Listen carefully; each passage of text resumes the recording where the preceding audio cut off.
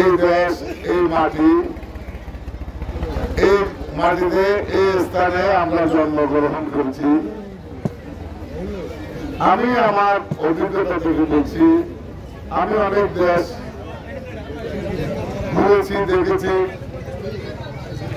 অনেক মুসলিম দেশ এবং নন মুসলিম দেশ, যে দেশে মুসলিমরা সংখ্যালঘু আছে ওই দেশেও আমি দেখার সুযোগ হয়েছে।